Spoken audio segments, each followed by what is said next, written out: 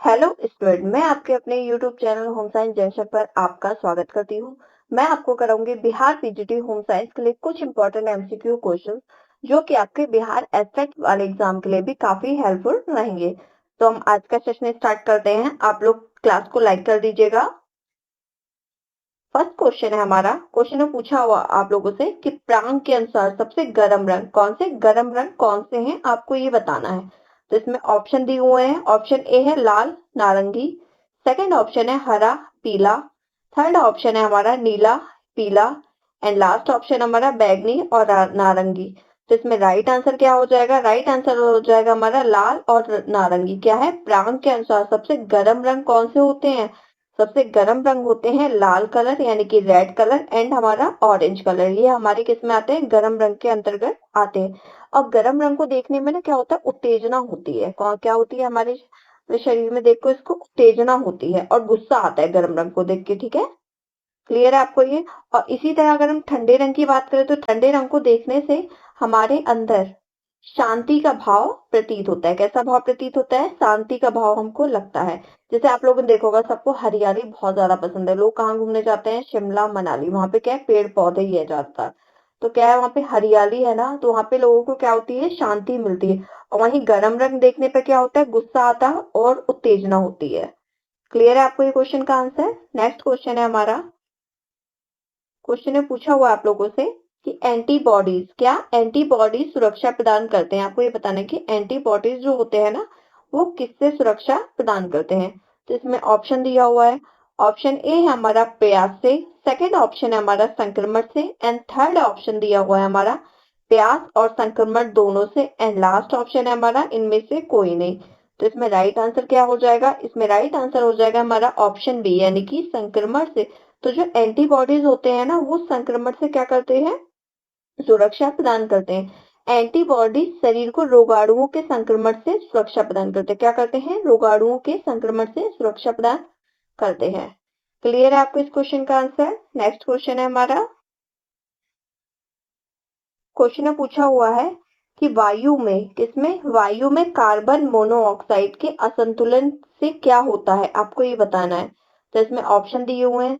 First option है हमारा पक्षाघात, सेकंड ऑप्शन है हमारा ब्रोंकाइटिस, थर्ड ऑप्शन हमारा दिल का दौरा एंड लास्ट ऑप्शन हमारा हुआ है सिर दर्द।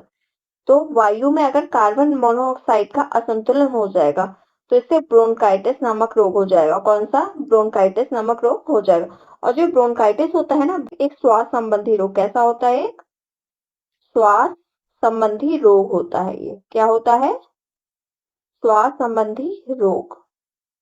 तो वायु है, तो वायु में कार्बन मोनोऑक्साइड की असंतुलन होगी। तो अगर वायु में कोई चीज का असंतुलन होता है किसी भी गैस का, तो अक्सर क्या देखा गया है?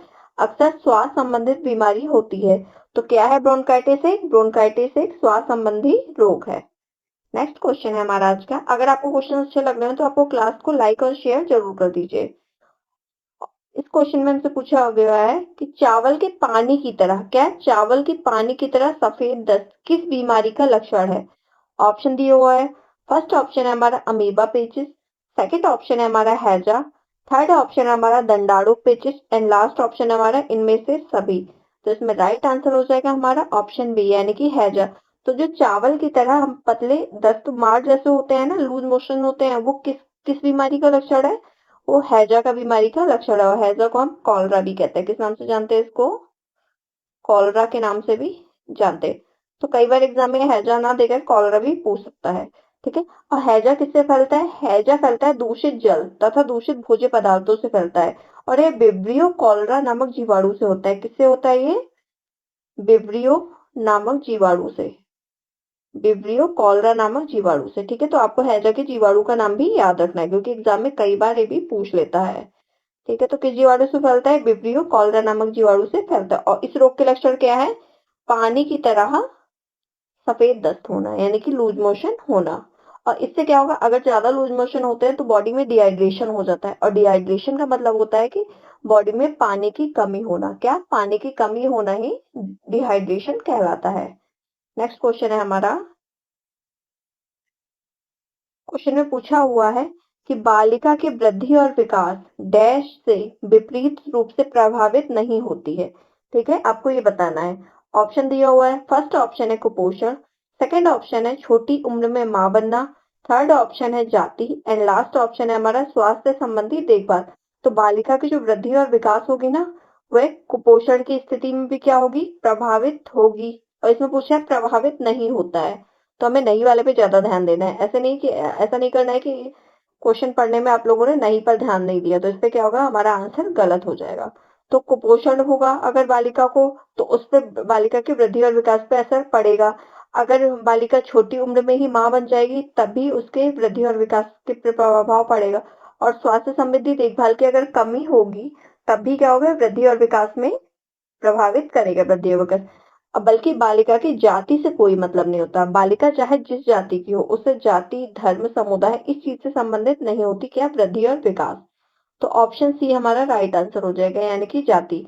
तो वृद्धि और विकास जाति से विपरीत रूप से प्रभावित नहीं होती है। किससे प्रभावित नहीं होती है, जाति से प्रभावित नहीं होती है। नेक्स्ट क्वेश्चन है हमारा आज का। क्वेश्चन में पूछा हुआ है कि निम्न विषयों में से कौन सा निद्राकारी विष, आपको ये बताना है कौन सा निद्राकारी विष कौन सा है। ऑप्शन दिए हुए हैं इसमें, फर्स्ट ऑप्शन है हमारा अफीम, सेकंड ऑप्शन है हमारा शराब, थर्ड ऑप्शन है गांजा एंड लास्ट ऑप्शन है हमारा भांग। तो इसमें राइट आंसर हो जाएगा हमारा ऑप्शन ए, यानी कि अफीम। तो जो अफीम विष होता है ना, वो एक निद्राकारी विष होता है। कैसा, एक निद्राकारी विष होता है।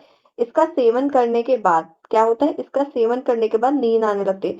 कई लोगों को इसमें ऑप्शन बी यानी कि शराब राइट लग रहा होगा, बल्कि शराब राइट आंसर नहीं है। हमारा राइट आंसर है ऑप्शन ए, यानी कि अफीम।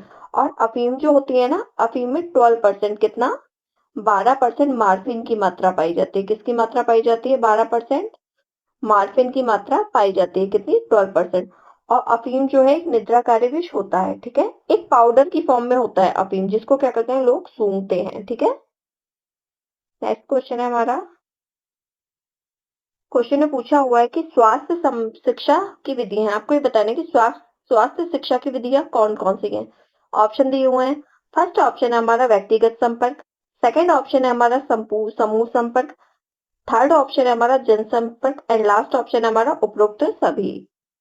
तो जो स्वास्थ्य शिक्षा की विधियां होती है ना, वो व्यक्तिगत संपर्क से भी दी जा सकती है, समूह संपर्क से भी दी जा सकती है और जनसंपर्क से भी दी जा सकती है। तो इसमें राइट आंसर हो जाएगा हमारा ऑप्शन डी, यानी कि उपरोक्त सभी। आप लोगों ने देखा होगा जो स्वास्थ्य शिक्षा विधियां होती है ना, उसमें क्या होता है, व्यक्ति को हैंड वॉश वगैरह प्रोवाइड किए जाते हैं। तो व्यक्तिगत रूप से घर घर जाके स्वास्थ्य शिक्षा के बारे में बताया जाता है, तो इसमें महत्वपूर्ण योगदान होता है, ठीक है। तो क्या किया गया है, व्यक्तिगत संपर्क किया उन्होंने लोगों के घर घर जाके। और समूह संपर्क में आज देखा गया है कि समूह संपर्क में क्या होता है, लोग क्या होते हैं, एक कैंप लगाते हैं। तो कैंप के माध्यम से वो क्या करते हैं, लोगों को स्वास्थ्य शिक्षा की विधियां देते हैं। और कुछ लोग होते हैं जो स्वास्थ्य की साइड से होते हैं, वो क्या करते हैं, स्वास्थ्य की शिक्षा देने के लिए स्कूल्स में जाते हैं, कॉलेज में जाते हैं। तो स्कूल कॉलेज में कई सारे बच्चे होते हैं, तो उनको क्या कर देते हैं, वो ग्रुप में विधियां बताते हैं। कैसे बताते हैं उनको, समूह संपर्क में विधियां बताते हैं। इसी तरह आ गया हमारा जनसंपर्क। जनसंपर्क में हमारी स्वास्थ्य शिक्षा की विधियां कैसे बताई जाती हैं, आप लोग को याद होगा कोविड के टाइम पे। किसके टाइम पे, जब कोविड आया था, तो उसके टाइम पे अगर हम किसी को भी कॉल करते थे रिलेटिव्स को, तो क्या होता था, पहले कोविड के लिए जो गाइडलाइंस निर्धारित की गई थी ना, कि आपको कितने सेकंड के लिए हाथ धोना है, कैसे आपको सुरक्षित रह सकते हैं आप लोग, तो ये किस माध्यम से किया गया था, ये इंटरनेट यानी कि मोबाइल के माध्यम से कैसी स्वास्थ्य की शिक्षा दी जाती थी। तो ये किस में आती थी, ये जनसंपर्क की श्रेणी में आती थी। तो इसलिए इसमें हमारा राइट आंसर हो जाएगा ऑप्शन डी, यानी कि उपरोक्त सभी। क्लियर है आपको इस क्वेश्चन का आंसर। नेक्स्ट क्वेश्चन है हमारा। इस क्वेश्चन में पूछा हुआ है आप लोगों से कि इस प्रकार की हड्डी टूट में एक अपरिपक्व हड्डी में विभाजन होता है और यह आमतौर पर बच्चों में होता है। आपको ये बताना है कि कौन सी टूट होती है, ठीक है। क्वेश्चन क्या पूछा गया है कि हड्डी की टूट में एक अपरिपक्व हड्डी में विभाजन होता है, ठीक है, और यह आमतौर पर बच्चों में होता है। अलग से बताया गया है किस में होता है, ये आमतौर पर बच्चों में होता है। तो आपको ये बताना है कि कौन सी टूट होती है। इसमें ऑप्शन दिए हुए हैं, फर्स्ट ऑप्शन है हमारा सिंपल हड्डी टूट यानी कि फ्रैक्चर, सेकंड ऑप्शन है हमारा green stick fracture, third option है हमारा communicated fracture and last option है हमारा ओपन फ्रैक्चर। पहले मैं इसमें आपको राइट आंसर बता देती हूँ। इसमें राइट आंसर होगा आपका ऑप्शन बी, यानी कि ग्रीन स्टिक फ्रैक्चर। तो हड्डी टूट में एक अपरिपक्व हड्डी में विभाजन होता है और ये आमतौर पर किसमें होता है? बच्चों में होता है। तो ये कौन सा फ्रैक्चर होता है? ये ग्रीन स्टिक फ्रैक्चर होता है। अब ये देख लेते हैं कि ग्रीन स्टिक फ्रैक्चर होता क्या है। जो ग्रीन स्टिक फ्रैक्चर होता है ना, ये हड्डियों से संबंधित समस्या है। किससे है? फ्रैक्चर है तो ऑब्वियसली बात है किससे संबंधित है? हड्डियों से संबंधित समस्या है, जिसमें हड्डियां क्या होती हैं? मुड़ जाती हैं। लेकिन हड्डी दो भागों में टूटकर अलग नहीं होती है। क्या होता है? अगर ये ग्रीन स्टिक फ्रैक्चर होता है तो इसमें हड्डियां जो होती हैं मुड़ जाती हैं, लेकिन टूटकर अलग नहीं होती, इसलिए इसको इनकम्प्लीट फ्रैक्चर भी कहते हैं। क्या कहते हैं इसको? इनकम्प्लीट इनकम्प्लीट फ्रैक्चर के नाम से भी जानते हैं।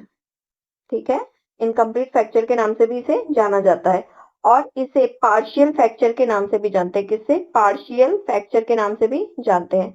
तो इसके कितने नाम हो गए? एक तो हो गया ग्रीन स्टिक फ्रैक्चर, एक हो गया पार्शियल फ्रैक्चर और एक हो गया इनकम्प्लीट फ्रैक्चर। तो एग्जाम में आपके तीनों में से कोई सा भी ऑप्शन दे सकता है। और जो ग्रीन स्टिक फ्रैक्चर होता है ना, ये ज्यादातर 10 साल से कम उम्र के बच्चों में देखा गया है। कितने उम्र के? ज्यादातर 10 साल की उम्र के कम बच्चों में देखा गया, क्योंकि जो उनकी हड्डियां होती है ना, उनकी हड्डियां मुलायम और लचीली होती हैं। तो अगर वो कहीं से गिर जाते हैं तो उनकी हड्डियां दो भागों में टूटकर अलग नहीं होती हैं, बल्कि हड्डियां क्या होती हैं? मुड़ जाती हैं। क्यों मुड़ जाती हैं? क्योंकि उनकी हड्डियां बहुत ज्यादा सॉफ्ट होती हैं और लचीली होती हैं। क्लियर है आपको इसका आंसर? नेक्स्ट क्वेश्चन है हमारा। क्वेश्चन में पूछा हुआ है कि एक पूर्ण शारीरिक, क्या पूछा हुआ? एक पूर्ण शारीरिक, मानसिक, सामाजिक कल्याण की स्थिति कहलाती है। क्या कहलाती है? आपको ये बताना है। ऑप्शन दिए हुए हैं इसमें। फर्स्ट ऑप्शन है हमारा मानसिक स्वास्थ्य, सेकंड ऑप्शन है हमारा समायोजन यानी कि एडजस्टमेंट, थर्ड ऑप्शन है हमारा मानसिक स्वास्थ्य विज्ञान एंड लास्ट ऑप्शन है हमारा उपयुक्त सभी। तो इसमें राइट आंसर क्या हो जाएगा? इसमें राइट आंसर हो जाएगा हमारा ऑप्शन ए यानी कि मानसिक स्वास्थ्य। कई लोगों को इसमें ऑप्शन सी सही लग रहा होगा कि मानसिक स्वास्थ्य विज्ञान, बल्कि रॉन्ग आंसर है। राइट आंसर क्या हो जाएगा हमारा इसमें? राइट आंसर हो जाएगा हमारा इसमें मानसिक स्वास्थ्य। तो एक क्वेश्चन, जैसे क्वेश्चन में दिया, एक पूर्ण शारीरिक, मानसिक और सामाजिक कल्याण की स्थिति क्या कहलाती है? मानसिक स्वास्थ्य कहलाता है। अगर हमारा पूरा शरीर शारीरिक रूप से स्वस्थ है, हम मानसिक रूप से स्वस्थ है और सामाजिक कल्याण की स्थिति यानी कि हम सामाजिक रूप से भी स्वस्थ है, हम सोशल रिलेशनशिप को अपने बहुत अच्छे से निभाते हैं, तो उस स्थिति में क्या कहलाएगा हमारा? मानसिक स्वास्थ्य हमारा अच्छा होगा। क्या कहलाती है वह स्थिति? मानसिक स्वास्थ्य की स्थिति कहलाती है। नेक्स्ट क्वेश्चन है हमारा आज का। क्वेश्चन में पूछा हुआ है आप लोगों से कि बालवाड़ी, क्या पूछा गया है? बालवाड़ी कार्यक्रम की शुरुआत किस वर्ष में हुई थी? आपको ये बताना है। तो इसमें ऑप्शन दिया हुआ है। फर्स्ट ऑप्शन है 1968 से 1970, सेकंड ऑप्शन है 1976 से 1978 एंड थर्ड ऑप्शन दिया हुआ है 1970 से 1971 एंड लास्ट ऑप्शन है हमारा 1978 से 1980। तो इसमें राइट आंसर क्या हो जाएगा? इसमें राइट आंसर हो जाएगा हमारा ऑप्शन सी यानी कि 1970 से 1971। तो बालवाड़ी जो कार्यक्रम था उसकी शुरुआत की गई 1970 से 1918। 1971 कब से? 1970 से 1971 के बीच क्या की गई थी? बालवाड़ी कार्यक्रम की शुरुआत की गई थी। और यह कार्यक्रम जो है ना, यह कार्यक्रम भारत सरकार के समाज कल्याण विभाग द्वारा शुरू किया गया था। किसके द्वारा शुरू किया गया था? भारत सरकार के समाज कल्याण विभाग द्वारा। ठीक है, आपको ये ध्यान रखना है, किसके द्वारा? समाज कल्याण विभाग के द्वारा। और 3 से 6 वर्ष के बालकों को कुपोषण से बचाने के लिए इस कार्यक्रम की शुरुआत की गई। ठीक है, क्या था इस उद्देश्य का? इस कार्यक्रम के उद्देश्य क्या थे? कि 3 से 6 वर्ष के बालकों को किससे बचाया जा सके? कुपोषण की समस्या से बचाया जा सके। ठीक है, क्लियर है आपको? अगर आपको क्लास अच्छी लग रही हो तो आप क्लास को लाइक और शेयर जरूर कर दीजिए। नेक्स्ट क्वेश्चन है हमारा।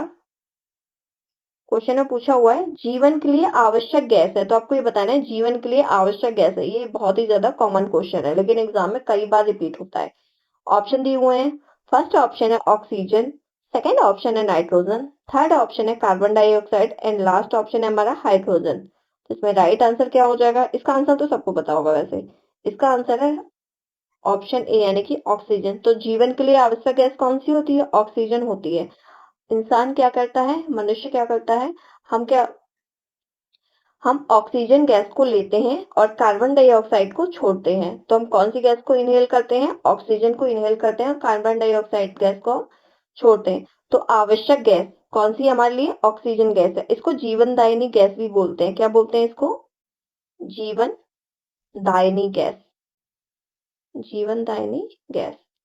अगर ऑक्सीजन ना हो तो हम सिर्फ 5 या 7 मिनट तक जीवित रह सकते हैं। कब तक? ज्यादा से ज्यादा 5 या 6 मिनट तक ही हम लोग बिना ऑक्सीजन के जीवित रह सकते हैं। नेक्स्ट क्वेश्चन है हमारा। क्वेश्चन में पूछा हुआ है अम्लीय वर्षा की खोज की थी, तो आपको ये बताना है कि अम्लीय वर्षा की खोज किसने की थी। इसमें ऑप्शन दिए हुए हैं। फर्स्ट ऑप्शन है रॉबर्ट अगुन स्मिथ, सेकंड ऑप्शन है रॉबर्ट डिलोंग, थर्ड ऑप्शन है Robert miles and last option है हमारा रॉबर्ट ब्राउन। तो इसमें राइट आंसर क्या हो जाएगा? इसमें राइट आंसर हो जाएगा ऑप्शन ए, यानी कि रॉबर्ट अंगुन स्मिथ ने अम्लीय वर्षा की खोज की थी।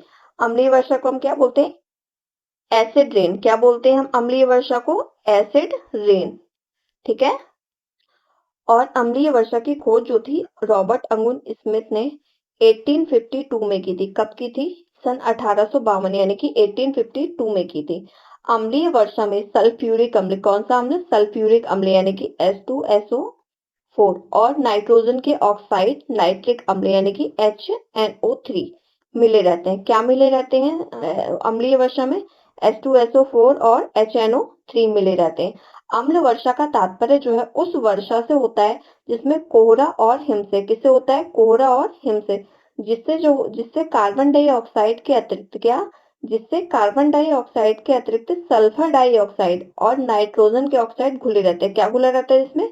कार्बन डाइऑक्साइड तो घुली रहती है, उसके अतिरिक्त सल्फर डाइऑक्साइड और नाइट्रोजन के ऑक्साइड भी घुले रहते हैं। और अम्लीय वर्षा का प्रभाव होता है वो जीव जंतुओं पर बहुत पड़ता है। ठीक है, जीव जंतुओं पर और जो हमारी हिस्टोरिकल इमारतें होती हैं उन पर भी बहुत पड़ता है। जैसा कि आप लोगों को पता होगा जो आगरा का ताजमहल है वो कैसा है? व्हाइट कलर का है। तो अब वो पीला पड़ता जा रहा है, किसकी वजह से? एसिड रेन की वजह से वो क्या होता जा रहा है? पीला पड़ता जा रहा है, यानी कि ऑफ व्हाइट कलर का होता जा रहा है वो धीरे धीरे करके, उसके कलर में काफी डिफरेंस आ रहा है। नेक्स्ट क्वेश्चन है हमारा। क्वेश्चन में पूछा हुआ है दांत के दर्द में इसको लगाने से आराम मिलता है, तो आपको ये बताना है कि दांत के दर्द में किसको लगाने से आराम मिलता है। ऑप्शन दिया हुआ है। फर्स्ट ऑप्शन है लौंग का तेल, सेकंड ऑप्शन है तिल का तेल, थर्ड ऑप्शन है मूंगफली का तेल एंड लास्ट ऑप्शन है तीनों। तो इसमें राइट आंसर क्या हो जाएगा? राइट आंसर हो जाएगा हमारा ऑप्शन ए, यानी कि लौंग का तेल। तो दांत के दर्द में लौंग का तेल लगाने से आराम मिलता है। ठीक है। अगर लौंग का तेल ना भी हो ना, तो लौंग होती है ना जो, तो लौंग को अगर हम पीस के हम दांतों के जहां दर्द हो रहा है दांत वहां पर रख लेंगे ना, तब भी दांत के दर्द में आराम मिल जाएगा। तो आप लोग ट्राई जरूर करिएगा इसको। ठीक है। दांत तो मोस्टली के सभी के दर्द, मोस्टली लोगों के दांत में दर्द होता ही होता है, कैविटी लग जाती है जिस कारण से दर्द होता है। क्या यूज करना है? अगर लौंग का तेल है तो ठीक है, वरना क्या करना है आपको? जो उसका लौंग का जो चूरन होता है ना, यानी कि लौंग को जो पीस के कूट कर क्या करना है? उसको दांत के पास लगा लेना है जहां दर्द हो रहा है, तो आपका दर्द कुछ मिनट में गायब हो जाएगा। नेक्स्ट क्वेश्चन है। क्वेश्चन में पूछा हुआ है सैया घाव किसका प्रयोग होता है? क्या? सैया घाव में किसका प्रयोग होता है? तो इसमें ऑप्शन दिए हुए हैं। फर्स्ट ऑप्शन है गर्म पानी की थैली का, सेकंड ऑप्शन है रिंग कुशन का, थर्ड ऑप्शन है मोटी चादर का एंड लास्ट ऑप्शन है इनमें से कोई नहीं। तो इसमें राइट आंसर क्या हो जाएगा? इसमें राइट आंसर हो जाएगा ऑप्शन बी, यानी कि रिंग कुशन का। तो सैया घाव में हम रिंग कुशन का प्रयोग करते हैं। और सैया घाव पता है आपको किस वजह से हो जाता है? सैया घाव जो है वो बिस्तर पे लगातार लेटे रहने से, क्या? बिस्तर पर लगातार लेटे रहने से जो रगड़ लगती है ना बिस्तर की, तो उससे सैया घाव हो जाता है। और ये रिंग कुशन और इसमें क्या किसका प्रयोग करते हैं? रिंग कुशन का प्रयोग करते हैं। नेक्स्ट क्वेश्चन है।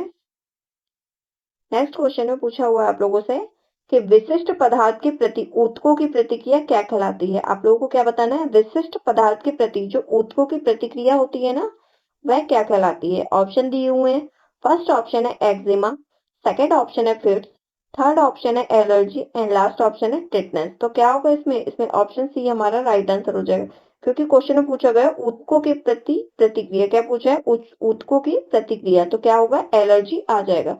जब कोई पदार्थ जिसके प्रति शरीर संवेदनशील होता है शरीर में प्रवेश करता है ना, तो एंटीबॉडी होते हैं ना, वो उस पर आक्रमण करते हैं। क्या करते हैं? आक्रमण करते हैं। तो इससे क्या होती है? एलर्जी हो जाती है। नेक्स्ट क्वेश्चन है। नेक्स्ट क्वेश्चन में पूछा हुआ है आप लोगों से कि पसीने के साथ शरीर में किसका नुकसान होता है, आपको ये बताना है। इसमें ऑप्शन दिए हुए हैं। फर्स्ट ऑप्शन है ग्लूकोज का नुकसान होता है, ऑप्शन बी है नमक का नुकसान होता है, ऑप्शन सी है केवल पानी का नुकसान होता है एंड लास्ट ऑप्शन है चर्बी निकल जाती है। तो लाल तो हमारा राइट आंसर क्या हो जाएगा? तो राइट आंसर हो जाएगा इसमें हमारा ऑप्शन बी, यानी कि नमक का नुकसान होता है। तो पसीने के साथ क्या? पसीने के साथ शरीर से नमक का नुकसान होता है। पसीने के साथ शरीर से नमक, पानी, प्रोटीन तथा यूरिया बाहर आती है। क्या क्या बाहर आता है? नमक, पानी, प्रोटीन तथा यूरिया बाहर निकलती है। और पसीने में 99% क्या? 99% तो जल रहता है तथा बाकी का बचा हुआ 1% जो होता है ना, वो अन्य लवण एवं खनिज होते हैं। क्या होते हैं? अन्य लवण एवं खनिज होते हैं। और पसीना आना शरीर की एक महत्वपूर्ण प्रक्रिया होती है, जिससे क्या होता है? शरीर का तापमान हमारे संतुलित रहता है तथा गर्म वातावरण में शरीर में मौजूद पानी पसीने के रूप में बाहर आकर क्या करता है? शरीर को ठंडा करता है। ठीक है। अगर हम गर्म वातावरण में रहते हैं तो हमारे शरीर से ज्यादा पसीना निकलेगा, तो वो क्या होता है? पसीना बाहर निकल के शरीर को हमारे क्या करता है? ठंडा रखता है और हमारे शरीर का जो टेम्परेचर होता है ना, उसको संतुलित बनाए रखता है। क्लियर है आपको इस क्वेश्चन का आंसर? नेक्स्ट क्वेश्चन है हमारा। क्वेश्चन में पूछा हुआ है, हमें सदैव सांस लेनी चाहिए, तो हमें सदैव श्वास कहाँ से लेनी चाहिए? आप लोगों को बताना है इसमें। फर्स्ट ऑप्शन है मुंह से, नाक से, कभी नाक से तो कभी मुंह से, एंड लास्ट ऑप्शन है हमारा चाहे जैसे। तो राइट आंसर क्या हो जाएगा? इसमें राइट आंसर हो जाएगा नाक से। हमें सदैव सांस कहाँ से लेनी चाहिए? नाक से लेनी चाहिए। और नाक के अंदर एक गीला चिपचिपा पदार्थ होता है। क्या? नाक के अंदर एक गीला चिपचिपा पदार्थ रहता है। यह चिपचिपा पदार्थ जो होता है ना, वो बाहर से आने वाली धूल, मिट्टी और जो अशुद्धियां आती है ना, वो अपने से चिपका कर रोक लेता है, मतलब नाक के अंदर नहीं जाने देता है। इससे श्वसन तंत्र के जो आंतरिक भाग होते हैं ना, उन तक अशुद्धियां नहीं पहुंच पाती हैं। तो नाक के स्थान पर अगर हम मुंह से सांस लेंगे तो अनेक रोग उत्पन्न हो जाएंगे। जैसे अगर हम नाक से सांस लेते हैं तो जो भी धूलकण जा रहे हैं ना, उनको क्या होगा? नाक के अंदर जो गीला चिपचिपा लिक्विड पदार्थ होता है ना, वो उनको रोक लेता है। बल्कि मुंह में तो ऐसा होता ही नहीं है। अगर मुंह से सांस लेंगे हम तो क्या होगा? जितने भी धूलकण होंगे ना, वो सब हमारे मुंह के अंदर चले जाएंगे। तो इससे क्या होता है? इससे हम रोग से ग्रसित हो सकते हैं। ठीक है। तो नेक्स्ट क्वेश्चन है हमारा आज का। नेक्स्ट क्वेश्चन में पूछा हुआ है कि लाल रक्त कणों का निर्माण कहाँ होता है? ये मोस्ट इंपॉर्टेंट क्वेश्चन है। क्या है? लाल रक्त कण, जिसको हम क्या बोलते हैं? आरबीसी। क्या बोलते हैं? आरबीसी, यानी कि रेड ब्लड सेल्स। लाल रक्त कणों का निर्माण कहाँ होता है? आपको ये बताना है। तो इसमें ऑप्शन दिए हुए हैं। फर्स्ट ऑप्शन है हृदय में, सेकंड ऑप्शन है गुर्दे में, थर्ड ऑप्शन है हमारा अस्थि मज्जा में, एंड लास्ट ऑप्शन है हमारा पित्ताशय में। तो इसमें राइट आंसर क्या हो जाएगा? इसमें राइट आंसर हो जाएगा हमारा ऑप्शन सी, यानी कि अस्थि मज्जा में।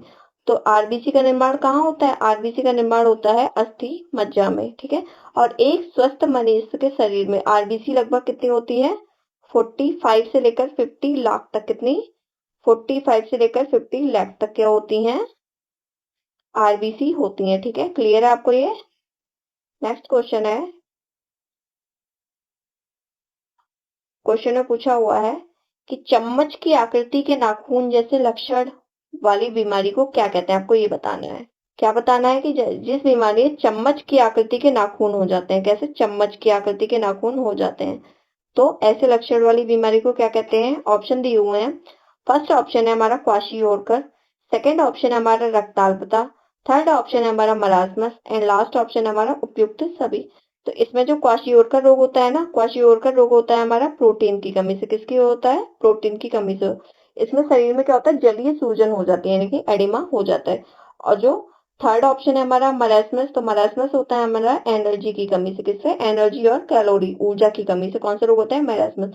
मरासमस को सूखा रोग के नाम से भी जानते हैं। और चम्मच की आकृति के नाखून जैसे लक्षण वाली बीमारी को हम क्या कहते हैं? रक्ताल्पता, यानी कि ऑप्शन बी हमारा राइट आंसर हो जाएगा। रक्ताल्पता को ही हम एनीमिया कहते हैं। क्या कहते हैं? रक्ताल्पता को हम एनीमिया कहते हैं। इसमें क्या होता है? हमारे ब्लड में हमारे ब्लड के अंदर जो हीमोग्लोबिन होता है ना, उसमें क्या होता है? हीमोग्लोबिन की मात्रा कम हो जाती है। तो यही क्या होता है? एनीमिया रोग होता है। इसी में कैसी आकृति के नाखून होते हैं? चम्मच जैसी आकृति के नाखून हो जाते हैं। किसमें? एनीमिया में। क्लियर है आपको ये क्वेश्चन? नेक्स्ट क्वेश्चन है। क्वेश्चन में पूछा हुआ है कि शरीर की मास्टर ग्लैंड है, आपको ये बताना है शरीर की मास्टर मास्टर ग्लैंड किसे कहते हैं? ऑप्शन दिया हुआ है। फर्स्ट ऑप्शन है पिट्यूटरी ग्रंथि, सेकंड ऑप्शन है एड्रिनल ग्रंथि, थर्ड ऑप्शन है हमारा स्लाइवली ग्रंथि, एंड लास्ट ऑप्शन है हमारा लिम्फेटिक ग्रंथि। तो इसमें राइट आंसर क्या हो जाएगा? तो शरीर की मास्टर ग्लैंड किसको कहते हैं? पिट्यूटरी ग्लैंड को कहते हैं। किसको कहते हैं? पिट्यूटरी ग्लैंड को मास्टर ग्लैंड के नाम से जानते हैं। और प्रोलैक्टिन, ऑक्सीटोसिन तथा ग्रोथ हार्मोन आदि जैसे प्रमुख हार्मोन होते हैं ना, कौन कौन से? प्रोलैक्टिन, ऑक्सीटोसिन तथा ग्रोथ हार्मोन। इनका स्त्रावण पीयूष ग्रंथि करती है। क्या कौन करती है इसका स्त्रावण? पीयूष ग्रंथि इनका स्त्रावण करती है। आई होप आपको क्वेश्चन समझ में आ रहे होंगे। कमेंट सेक्शन में आप लोग जरूर बताइएगा कि आप लोग क्वेश्चन समझ में आ रहे हैं या नहीं। क्वेश्चन में पूछा हुआ है आप लोगों से कि प्रसव के समय, क्या प्रसव के समय गर्भाशय की मांसपेशियों में संकुचन पैदा करने वाला हार्मोन कौन सा है? तो इसमें ऑप्शन दिया हुआ है। फर्स्ट ऑप्शन है हमारा वैसोप्रेसिन, सेकंड ऑप्शन है ल्यूटेनाइजिंग हार्मोन, थर्ड ऑप्शन है हमारा gonadotropin hormone and last option है हमारा ऑक्सीटोसिन हार्मोन। तो इसमें राइट आंसर हो जाएगा हमारा ऑप्शन डी यानी कि ऑक्सीटोसिन हार्मोन। तो प्रसव के समय यानी कि डिलीवरी के टाइम जो गर्भाशय में मांसपेशियों में संकुचन पैदा करने वाला हार्मोन है ना, वो कौन सा है? ऑक्सीटोसिन हार्मोन है। अगर संकुचन ना होना तो डिलीवरी नहीं होती है। तो संकुचन करने वाला हार्मोन कौन सा होता है? ऑक्सीटोसिन हार्मोन होता है। ऑक्सीटोसिन हार्मोन प्रसव काल के दूसरे और तीसरे चरण के दौरान, कौन से? दूसरे और तीसरे चरण के दौरान मांसपेशियों में संकुचन उत्पन्न करता है। ठीक है, नेक्स्ट क्वेश्चन है आज का। क्वेश्चन में पूछा हुआ है कि हृदय द्वारा, किसके? हृदय द्वारा सबसे महत्वपूर्ण कार्य क्या किया जाता है, यानी कि आपके हार्ट का सबसे मोस्ट इंपॉर्टेंट कार्य कौन सा है, आपको ये बताना है। इसमें ऑप्शन दिए हुए हैं।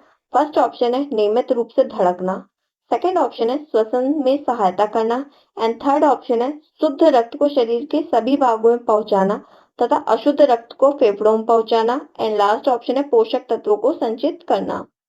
तो इसमें राइट आंसर हो जाएगा हमारा ऑप्शन सी यानी कि हृदय, यानी कि हार्ट का सबसे इंपॉर्टेंट काम होता है शुद्ध रक्त को शरीर के सभी भागों में पहुंचाना तथा अशुद्ध रक्त को फेफड़ों में पहुंचाना। यह कार्य किसका है? यह कार्य हृदय का है। ठीक है, नेक्स्ट क्वेश्चन है आज का। क्वेश्चन में पूछा हुआ है टॉन्सिल होने पर उपयोगी है क्या? टॉन्सिल होने पर हमें क्या करना चाहिए? इसमें ऑप्शन दिए हुए हैं। फर्स्ट ऑप्शन है नमक के गरारे करना, सेकंड ऑप्शन है लौंग चूसना, थर्ड ऑप्शन है चीनी खाना एंड लास्ट ऑप्शन है ईसाबगोल की भूसी आती है मार्केट में मिलती है, उसको घोलकर पीना। तो इसमें राइट आंसर क्या हो जाएगा? इसमें राइट आंसर हो जाएगा ऑप्शन ए यानी कि नमक के गरारे करना। तो टॉन्सिल होने पर क्या करना चाहिए? नमक के गरारे करना चाहिए। और जो टॉन्सिल होती है ना, अक्सर किसके? जुकाम के कारण हो जाता है। किसके कारण? जुकाम के कारण हो जाता है। और इसके लक्षण होते हैं आवाज में परिवर्तन हो जाता है, गले में खराश हो जाती है, श्वसन गति जो होती है तीव्र होती है यानी कि सांस तेज तेज आने लगती है और सांस लेने में प्रॉब्लम होने लगती है। तो ये क्या है? टॉन्सिल के लक्षण होते हैं। इस पर क्या करना चाहिए? हमें नमक के गरारे करने चाहिए। आप लोगों ने देखा होगा टॉन्सिल जो होती है ना, तो गले के नीचे की जो ग्रंथि होती है ना, दोनों साइड इसमें स्वेलिंग आ जाती है। तो इसमें एक टेप होता है, वो टेप क्या करते हैं हम दोनों साइड लगाते हैं। वो ऐसा बॉक्स टाइप का चेक टाइप का बना होता है टेप में, उस टेप को हम लगाते हैं किसमें? टॉन्सिल में लगाते हैं। और लौंग चूसना, लौंग हम कब चूसते हैं? जब दांत में दर्द होते हैं तो हम लौंग चूसते हैं। और ईसाबगोल की भूसी जो होती है उसको घोलकर कब पीते हैं? जब किसी व्यक्ति को लूज मोशन हो रहे हो तो क्या पीना चाहिए? ईसाबगोल की भूसी को घोलकर पीना चाहिए। मार्केट में पैकेट में आसानी से मिल जाती है। क्या? ईसाबगोल उसको घोलकर पीना चाहिए। किसको? जिसको लूज मोशन हो रहे हो। नेक्स्ट क्वेश्चन है। क्वेश्चन में पूछा हुआ है हड्डी में कौन सा लवण सबसे अधिक होता है? तो आपको ये बताना है कि हड्डी में कौन सा लवण सबसे अधिक पाया जाता है। ऑप्शन दिए हुए हैं। फर्स्ट ऑप्शन है मैग्नीशियम क्लोराइड, सेकंड ऑप्शन है सोडियम क्लोराइड, थर्ड ऑप्शन है calcium carbonate and last option है कैल्शियम फास्फेट। तो इसमें राइट आंसर क्या हो जाएगा हमारा? इसमें राइट आंसर हो जाएगा हमारा ऑप्शन डी यानी कि कैल्शियम फास्फेट। तो हड्डी में कैल्शियम फास्फेट सबसे अधिक होता है। क्या होता है हड्डी में सबसे अधिक? Calcium phosphate. आपको ध्यान रखना है, याद रखने वाला डायरेक्ट क्वेश्चन है। क्या है? हड्डी में कैल्शियम फास्फेट सबसे अधिक होता है। नेक्स्ट क्वेश्चन है। क्वेश्चन में पूछा हुआ है कि निम्नलिखित में से किसे कोशिका का सुसाइडल बैग कहा जाता है? ठीक है, कोशिका का सुसाइडल बैग के नाम से किसे जानते हैं, आपको ये बताना है। तो इसमें ऑप्शन दिया हुआ है। फर्स्ट ऑप्शन है माइटोकॉन्ड्रिया, सेकंड ऑप्शन है सेंट्रोसोम, थर्ड ऑप्शन है राइबोसोम एंड लास्ट ऑप्शन है लाइसोसोम। तो सुसाइडियल बैग के नाम से हम किसको जानते हैं? इसमें ऑप्शन डी हमारा राइट आंसर हो जाए यानी कि लाइसोसोम। लाइसोसोम जो होता है, लाइसोसोम गोल या अनियमित आकार की रचनाएं होती हैं जिनका कार्य कोशिकाओं के अंदर पहुंचे खाद्य पदार्थ तथा बाह्य पदार्थों का पाचन करना होता है। क्या होता है इसका कार्य? कोशिकाओं के अंदर पहुंचे हुए खाद्य पदार्थ तथा बाहरी पदार्थों क्या करता है? पाचन करता है। कौन करता है? लाइसोसोम। और लाइसोसोम को क्या कहते हैं? कोशिका का सुसाइडियल बैग। ठीक है, क्या कहते हैं, सुसाइडियल बैग। अगर ये क्वेश्चन आपको याद नहीं, मतलब आप इस क्वेश्चन को भूल जा रहे हो ना, तो आप इसको कैसे याद कर सकते हो। जैसे सुसाइड, सुसाइड करते हैं तो क्या होती है, लाश होती है ना, सुसाइड करते हैं तो लाश हो जाती है, लाश बन जाती है। तो क्या होता है, एक डेड बॉडी को हम लाश बोलते हैं, ठीक है। तो क्या होता है इसकी, किस नाम से जानते हैं सुसाइडल बैग को, लाइसोसोम। लाश और लाइसोसोम कुछ मिलता जुलता है ना वर्ड, तो इसी से क्या होगा, कोशिका का सुसाइडल बैग कौन सा है, लाइसोसोम है। क्या है, लाइसोसोम है। क्लियर है आपको ये। नेक्स्ट क्वेश्चन है आज का। क्वेश्चन में पूछा हुआ है, एक शिशु लगभग उम्र पर कूइंग करने लगता है। ये उम्र है, क्या है, उम्र है ये। तो आपको ये बताना है, एक शिशु लगभग किस उम्र पर कूइंग करने लगता है। इसमें ऑप्शन दिए हुए हैं। फर्स्ट ऑप्शन है जन्म पर, सेकेंड ऑप्शन है 2 माह पर, थर्ड ऑप्शन है 6 माह पर एंड लास्ट ऑप्शन है 12 माह पर। तो इसमें राइट आंसर हो जाएगा ऑप्शन बी, यानी कि 2 माह पर। तो 2 माह के शिशु पर क्या करता है, कूइंग करने लग जाता है। क्या करने लग जाता है, 2 माह पर कूइंग करने लग जाता है। और बच्चा सबसे पहले क्या करता है, जब बच्चा जन्म लेता है तो सबसे पहले रोता है। क्या करता है, सबसे पहले रोता है। तो जब बच्चा रोता है ना, तो उसकी कहते हैं जो श्वास नलिका होती है ना, वो खुलती है। अगर कोई बच्चा जन्म के टाइम पे नहीं रोता है ना, तो डॉक्टर्स उनको मार मार के रुलाते हैं। ठीक है, तो जन्म के समय सबसे पहले क्या होता है, बच्चा रोता है। उसके बाद बच्चा 2 महीने पर क्विंग करता है। फिर क्विंग के बाद क्या करता है, बच्चा बबलिंग करना स्टार्ट करता है। 6 महीने पर क्या करता है बच्चा, 6 मंथ पर बबलिंग करना स्टार्ट करता है। उसके बाद धीरे धीरे बच्चा बोलना स्टार्ट करता है। नेक्स्ट क्वेश्चन है आज का। क्वेश्चन में पूछा हुआ है, ये एक डेफिनेशन है, आपको ये बताना है कि डेफिनेशन किसने दी है। डेफिनेशन है, व्यक्तित्व जन्मजात और अर्जित प्रकृतियों का योग है। ये किसने कहा है, क्या है, व्यक्तित्व, जो व्यक्तित्व होता है वो जन्मजात और अर्जित प्रकृतियों का योग है। यह परिभाषा किसने दी है, आपको ये बताना है। तो इसमें ऑप्शन दिए हुए हैं। फर्स्ट ऑप्शन है मन, सेकंड ऑप्शन है ऑलपॉट, थर्ड ऑप्शन है वैलेंटाइन एंड लास्ट ऑप्शन है म्यूर हेड। तो इसमें राइट आंसर क्या हो जाएगा, इसमें राइट आंसर हो जाएगा हमारा ऑप्शन सी, यानी कि वैलेंटाइन।